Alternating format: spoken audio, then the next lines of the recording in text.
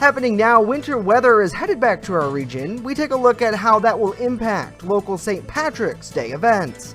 And it's Maple Weekend. We're hearing from some local farmers and the troubles they've had with making syrup this year. Plus, a Northern Chautauqua County High School musical marks a big anniversary with the opening act tonight. It's the 50th year taking the stage.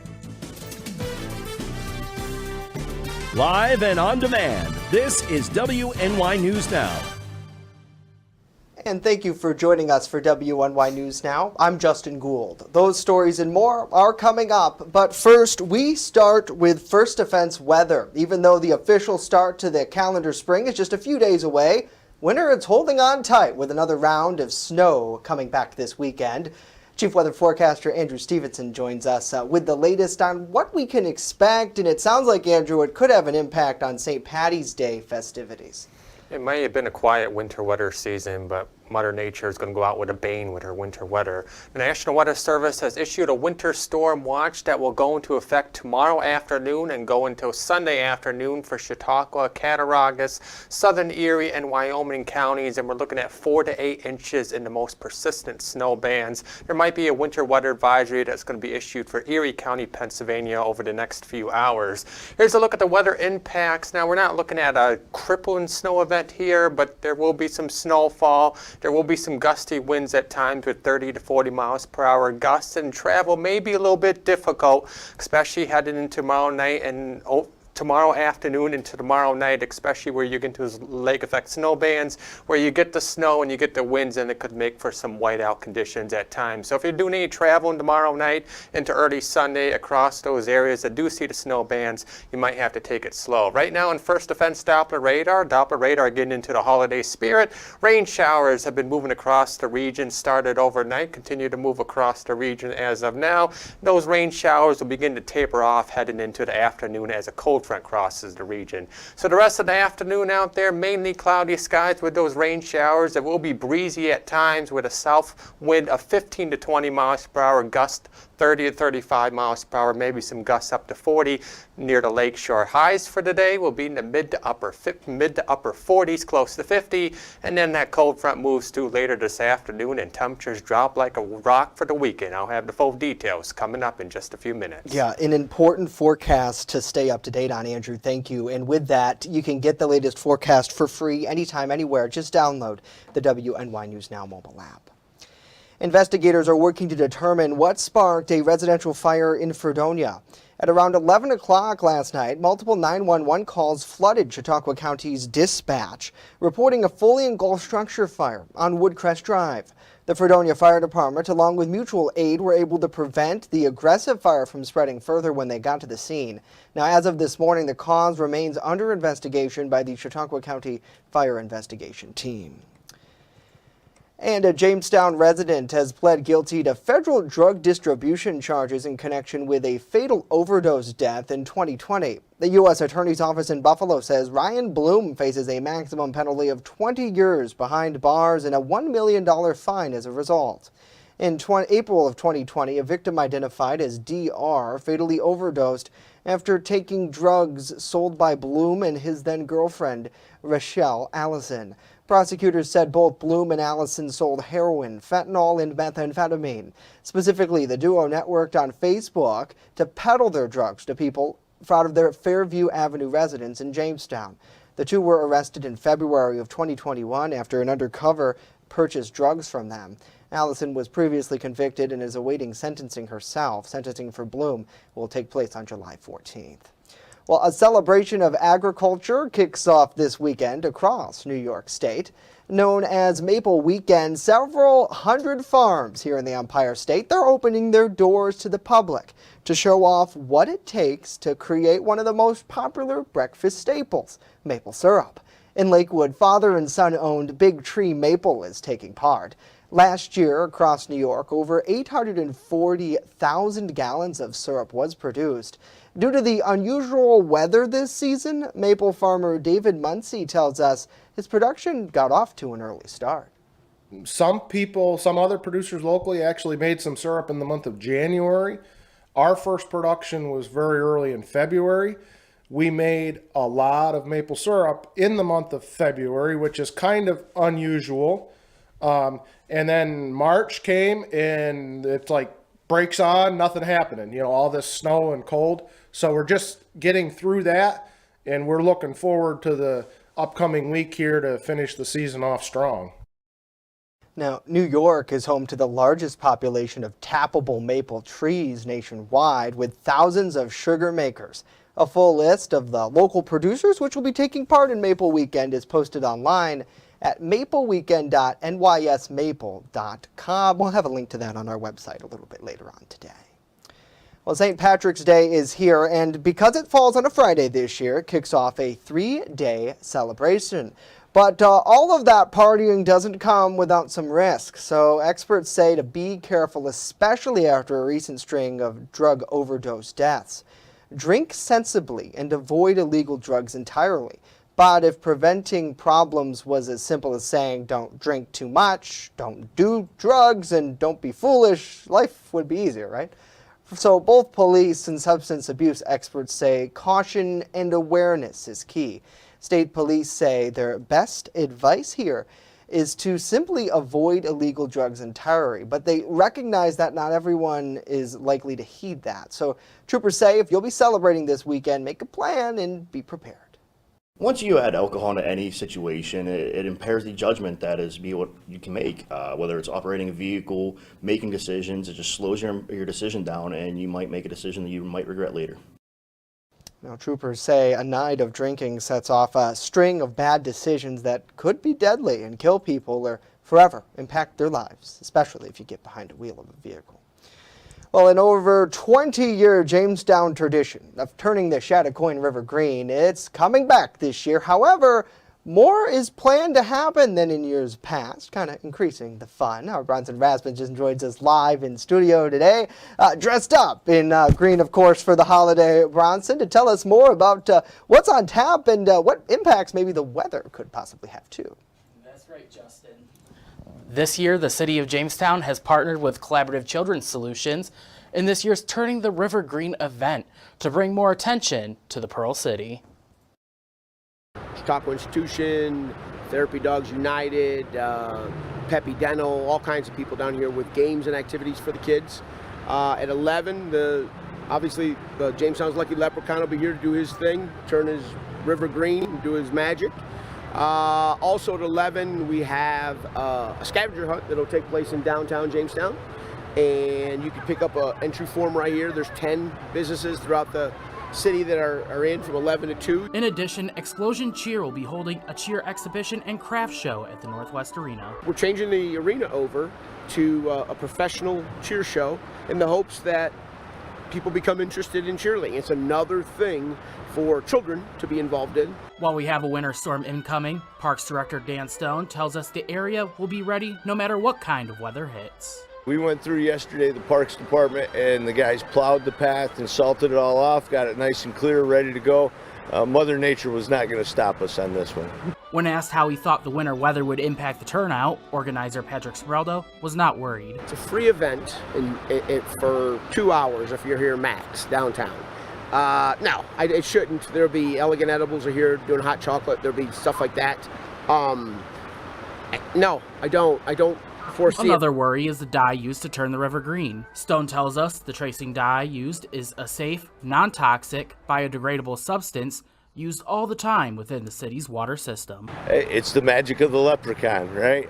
Yes, what we use is a dye that is used in normal operations through water and sewer projects going on in the city of Jamestown and probably through the entire country.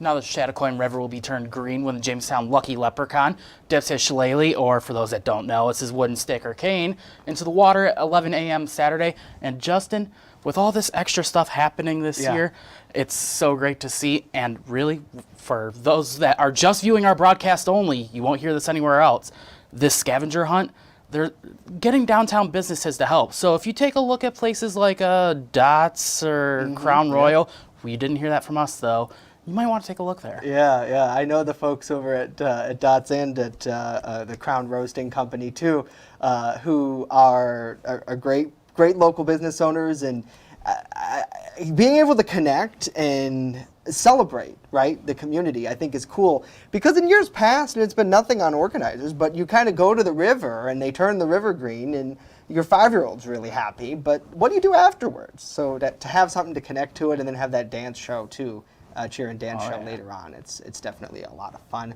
Bronson, thank you very much. And good to hear that regardless, we're hardy Western New Yorkers, so regardless of the winter weather, I think it'll be a good day nevertheless. Just make sure you bundle up. It snows 9 months out of the year and hails the other 3. It'll be fine. Yeah, it'll be 75 tomorrow. No, I wish. Coming up, as we got a lot more to tell you about this. Defy law-abiding gun We're owners. hearing from Western New York's congressional representative who's responding to President Joe Biden's new gun control order. And later, we bring a lawsuit now filed against New York State's cannabis board.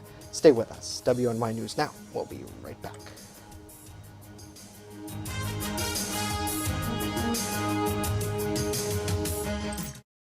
With coverage that matters. This is WNY News Now. EagleZip.com is your local one-stop shop for all of your home and business computer needs. Located on Fluvan Avenue Extension, just outside of Jamestown, EagleZip.com sells and services all brands of desktops and laptops, as well as servers and network equipment for your business. All new computer sales include transferring your data from your old computer plus a 2-year warranty. Call EagleZip.com today. Stop by EagleZip.com today and let us make computers easy for you. Have you ever wanted to live out your dreams? Hunt, fish, in all corners of the earth? Well, now's your chance. Follow Primitive Patriot Outdoors as we live out our dreams and show you how to live out yours through outdoor adventures. From Western New York to Africa to all corners of the earth, follow us you've never seen before. Blood and Lures, Roku TV, channel 716. I'm a survivor. I'm a survivor. I'm a survivor. Testicular cancer is the leading form of cancer in men aged 15 to 35. 1 in 250 men will be diagnosed with testicular cancer. But 98% will survive if detected early. As a survivor, I believe early detection is the key. Learn how to do a testicular self-exam and other important facts about testicular cancer at oneball4tc.com. You're watching WNY News Now, where coverage comes first. Western New York's congressional representative Nick Langworthy is calling President Biden's executive order on stronger gun control pure politics and an assault on our Second Amendment rights. There is nothing that in this executive order or that has been proposed by Albany that would bring back any of the lives we've lost, whether it be the top shooting in Buffalo or some of the tragedies we've seen. We have to tackle mental health, and they want to vilify law-abiding gun owners. On Tuesday, the president signed an executive order aimed at stiffer background checks on guns, promoting more secure gun storage and encouraging agencies to get more out of a bipartisan gun control law signed last year. Biden signed this executive order following the recent string of mass shootings in California and the one at the Tops grocery store shooting in Buffalo last year. The executive order doesn't change government policy, but rather it directs federal agencies to ensure compliance with existing laws and procedures that are already on the books. Well, we have continuing coverage on the New York one-house budget resolutions and the Medicaid pharmacy benefit carve-out. Our New York Capitol correspondent Elise Klein is breaking down what the issue looks like in the legislature. Governor Kathy Hochul's budget plan proposes a transition from Medicaid managed care plans to NYRX, a fee-for-service Medicaid program. But this week, lawmakers repealed this transition in their one-house budget resolutions. The Medicaid carve-out originated in the state's 2020 budget. The implementation of the 2020 proposal was delayed for 2 years. The delay expires in about 2 weeks on April 1st. Some lawmakers say a repeal to the Medicaid carve-out would help avoid an interruption of services. We want to make sure that the delivery of health care and the things that hospitals are able to do based on on 340B, that we still want them to be able to do that. Some pharmacy advocates feel differently. They say this transition would expand needed access for Medicaid recipients to New York State pharmacies. So the transition back to NYRX would be any willing provider, which would allow all of these pharmacies to be allowed back in network and allow patients to access what might be the most accessible pharmacy to them. Some local county leaders say this transition could be beneficial for Medicaid patients to access their medications, especially in rural counties. They also say it could have an impact on the fiscal forecast that the Division of Budget uses to estimate the cost of Medicaid. So the Medicaid program, wherever the state can find those efficiencies, and especially if they are basing budget estimates on that, if they can do that in a way that does not harm recipients, in my opinion, it's a good thing. In Albany, Elise Klein, WNY News Now. A coalition that includes some of New York's medical marijuana companies sued the state cannabis regulators Thursday in an effort to open up licensing to all retail dispensary applications immediately. The lawsuit, which was filed in state court in Albany, claims the state cannabis regulators exceeded their legal authority when they opened the initial application pool in August only to people with past pot convictions or their relatives instead to everyone. The lawsuit names as defendants as the state's Cannabis Control Board and the Office of Cannabis Management, as well as other top officials. According to a memo filed with the lawsuit, the Regulatory Cannabis Board, quote, overstepped their rulemaking authority, end quote, and as a result, it, quote, indefinitely postponed the licensing of hundreds of additional dispensaries necessary to satisfy consumer demand and displace the illicit markets, end quote. The lawsuit comes as the New York State tries to get its potentially huge legal market into high gear, almost 2 years after they legalized pot in the first place. So far, 66 dispensary licenses have been awarded. The state's fifth store, it's a dispensary in Ithaca, New York, opened just yesterday. Well, it's been 1 month since Pennsylvania Senator John Fetterman checked himself into a D.C. hospital to be treated for depression. Although he has not returned to the Senate, as staffers tell our Washington, D.C. correspondent Rachel Knapp, he still can get a lot of work done remotely.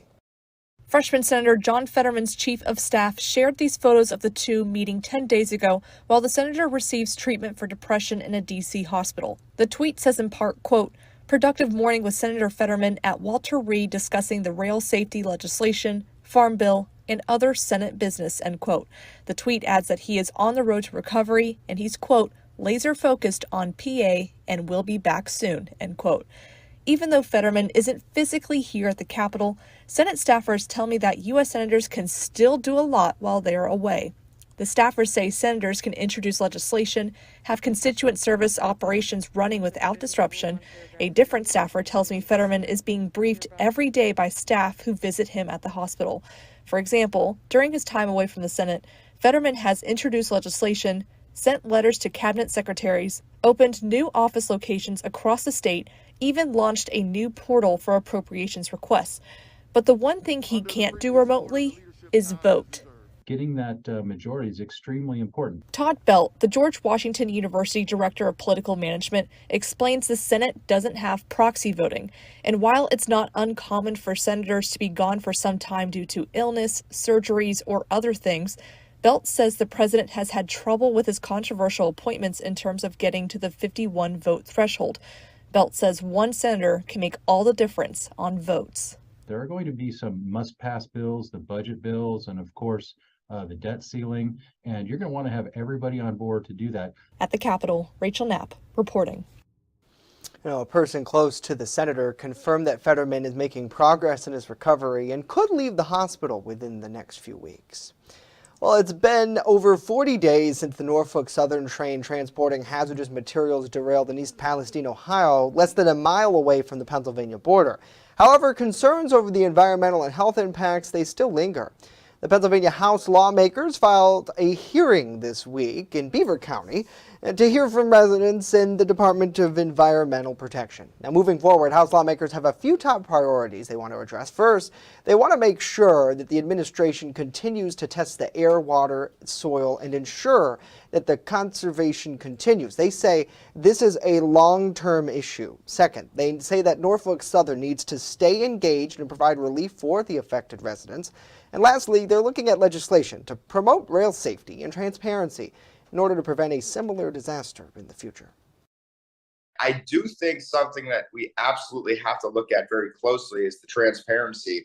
Ensuring that local communities know what is traveling through their communities. At least their emergency responders have some understanding in case something does happen so that they know what they're up against. Earlier this month, Governor Josh Shapiro said Norfolk Southern has agreed to pay $7 million to the Commonwealth as a result of the derailment. That includes a $1 million community relief fund for businesses and residents who's lost revenue because of it. Well, coming up next, we meet a new furry friend that's up for adoption in our Pet of the Week segment. And later on, a Chautauqua County musical. It's a big milestone, celebrating 50 years of production.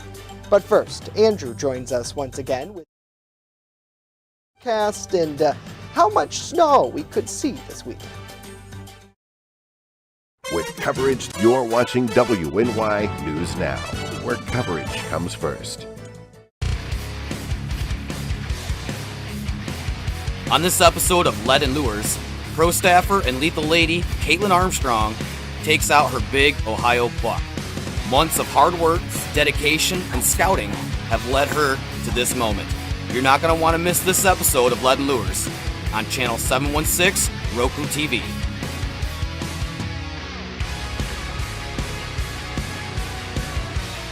And if you want to see more of Caitlin Armstrong, follow her on YouTube, TikTok, and Instagram. Caitlin Armstrong has been quite the experience. Slow down, and move over. Move over. When you see signs, Lights, Vests. please give us some room. slow down. Slow down and move over. Job To help you. to save you. Despite the danger. This danger is real. Do your part. Please Slow down. Slow down. And move over. move over. Fast, accurate, and every day. First Defense Weather. Welcome back to WNY News Now. Currently in downtown Jamestown, we got some rain showers out there. Temperatures 43 degrees at the Jamestown Airport with a south wind of 13 miles per hour. The almanac for today, we made it to a high of 50 degrees yesterday. The low was 25. The records for today, 73 set back in 1945 was the record high and a record low of 0 set back in the year 1900. Here's what's happening across the northeast right now. The low pressure system responsible for this rain is currently centered across the upper peninsula of Michigan. Its cold front is just starting to reach the western end of Lake Erie. That cold front is going to move through later this afternoon and into the evening, so let's time it out on future scan. Rain showers continue through the afternoon, but those rain showers will begin to taper off this evening behind that cold front. And then as we head into the night, mostly cloudy skies overnight tonight with maybe a couple rain or snow showers mixing in. Heading into the day tomorrow, not really looking at the lake effect snow tomorrow so much, but there will be some snow showers through the day tomorrow. The lake effect snow will really begin to get its act together heading into tomorrow afternoon, into tomorrow night, and through the day on Sunday, focusing across the Chautauqua Ridge and just inland from Lake Erie, where the most persistent snow bands will see snowfall totals upwards of 7, maybe 8 inches or more. And then that lake effect snow will begin to taper off as it settles farther south into the southern tier on Sunday. So a look at snowfall totals across the southern tier, northwestern Pennsylvania. We're looking at maybe 2 to 4 inches. The higher snowfall totals will be found inland from Lake Erie, across the Chautauqua Ridge and the highest hills with 4 to 8 inches possible, maybe some higher snowfall totals in those most persistent snow bands. If you're going down to the river walk tomorrow, grab a jacket because it's going to be chilly. Temperatures will be in the upper 20s, close to 30, with a southwest wind between 15 and 20 miles per hour, make it a wind chill in the teens. So if you're going out to tomorrow, you have to deal with a few snow showers and just grab that that, Jack. And now the extended forecast powered by Ultimate Satellite Solutions. After we get through the snowy and chilly weekend, we warm back up heading into next week with dry weather expected Monday through Wednesday, and our next best chance of rain comes by Thursday of next week. All right, Andrew, thank you very much. Well, one of my favorite segments here, the Pet of the Week, an effort to help the Chautauqua County Humane Society adopt furry friends. Brian Papalea has more for us today. Hi, Justin. We are here in Whiskerville at the Chautauqua County Humane Society, and we are featuring Ella, Estella, and Osiris. And Ella, Estella, and Osiris are all a little bit shy, but they're, oh, and we got this guy who is not shy at all. They do not have to go home together. We are looking for homes for them. They have been, at least 2 of them have been through our foster process, and they started out as very shy kitties, and now they're hanging out in the cat colony with the other cats. As you can tell, I know one of your questions is always, will they be good with other cats? I think they all do pretty well because they're living in a home with 6 or 7 cats right now. So if you'd like to find out more about all these great animals, you can stop down to the Chautauqua County Humane Society. We're open today till 5:30. Tomorrow, 11 to 3. You can see otherwise the hours at chqhumane.org. And don't forget, Pennies for Paws is going on. And anybody doing a donation online at chqhumane.org, that donation today for St. Patty's Day for some lucky animals is going to be matched. So we just hope to see everybody come on down here and adopt. Thank you, Justin. Couldn't be a better message there, Brian. Thank you. Again, as he mentioned, it's chqhumane.org is the place to go to learn more about our furry friends. Well, a Chautauqua County musical marks a half a century of production. Coming up next, we check in with the cast and crew at Fredonia High School ahead of their opening act tonight. You're watching WNY News Now, your source for breaking news. I know what you're thinking. I need a job. I need a new career. Well, I've been there. I've been there. I've been there. I wasn't happy with what I was doing. After high school, I didn't have a plan. I just wanted to start working. I got laid off twice, but you gotta keep going. You just need the right skills. Find an apprenticeship. I found a 2-year IT program. I found a medical course online. I'm now a consultant in the tech space. You have more options than you think. You can do this. You will find something. You will find something new.